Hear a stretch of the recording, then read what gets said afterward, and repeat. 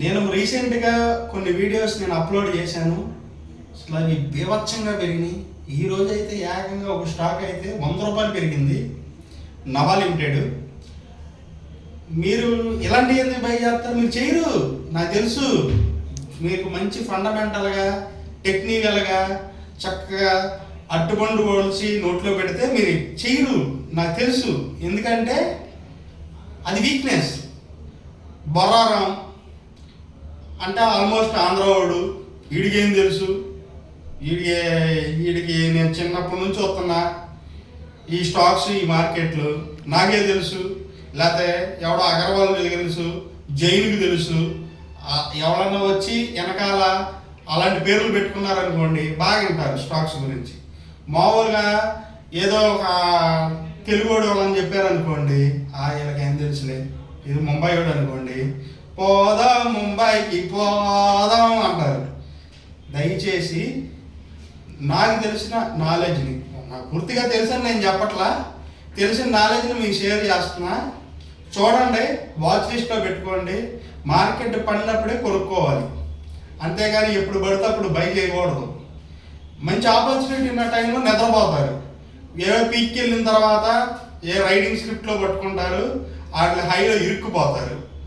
చివరికి డబ్బులు పోయి నుంచి మార్కెట్ని అమ్మలెక్క తిట్టి వెళ్ళిపోతారు బయటికి. మీరు మారరు. ప్లీజ్ ఎక్కడైనా కానీ కొంచెం నాలెడ్జ్ తెలుసుకోండి, కొంచెం ఇంప్రూవ్ చేసుకోండి.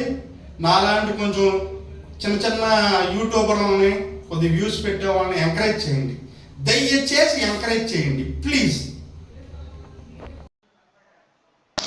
Welcome to HR stock winners. యాక్చువల్గా వార్ అనేది ఆల్మోస్ట్ ఎండకి వచ్చేలాగే ఉంది.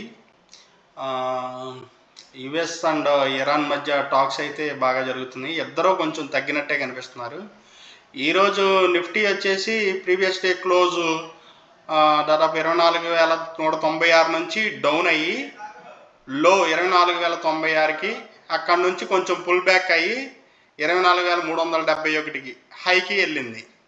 సో ఓవరాల్గా చూసుకుంటే ఈ పాజిటివ్ ట్రెండ్ నేను మొదటి నుంచి చెప్పేది ఏంటంటే, కొంచెం ఈ బ్రేక్అవుట్ అయ్యింది. ఓవరాల్గా దీనికి సంబంధించిన వాల్యూమ్ ఉంది. ఓవరాల్గా ఇది కప్పు విత్ హ్యాండిల్ లాగా కూడా ఉంది సరిగ్గా ట్రై చేస్తే.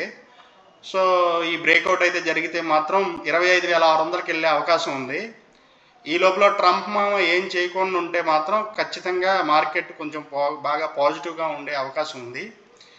ఈరోజు మనం ఒక స్క్రిప్ట్ గురించి మాట్లాడుకున్నాం, జియో ఫైనాన్షియల్ సర్వీసెస్. దాని రిజల్ట్స్ ఈరోజు ఉన్నాయి. మేబీ పాజిటివ్గానే ఉండొచ్చు అని అనుకుంటున్నాను. దాంట్లో కొంచెం ఆప్షన్స్ కూడా టేకప్ చేయొచ్చు కొంచెం రిస్కీ ట్రేడర్స్.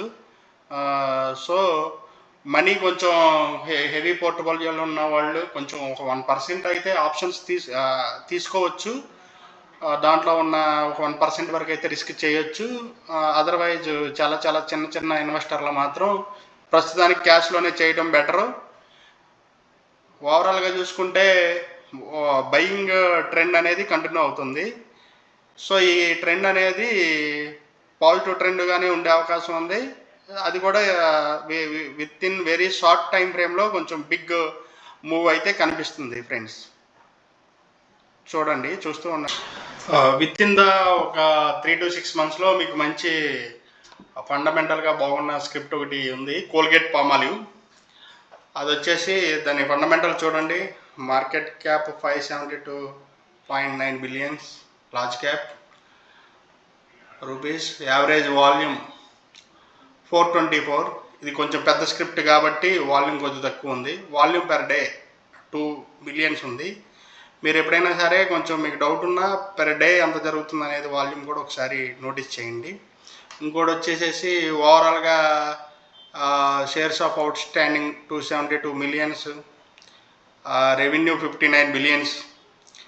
ఆల్మోస్ట్ మీకు కంపారిజన్ చేసుకుంటే ఎబిటాతో పోల్చుకుంటే రెవెన్యూ ఓకే, ఆల్మోస్ట్ మీకు 30% దాకా కనపడుతుంది. 18 billion ఉంది. నెట్ ఇన్కమ్ వచ్చి 13 billion ఉంది. ఈబిఎస్ 48. ఓవరాల్గా డివిడెండ్ ఇచ్చే కంపెనీ అంటే డెఫినెట్లీ మంచి కంపెనీయే. గ్రాస్ ప్రాఫిట్ బాగుంది. బీటా 0.47. వాలటైలిటీ, రిస్క్ లేదు, ఓవరాల్గా రిస్క్ లేదు, మంచి కంపెనీ, అందులో డౌటే లేదు.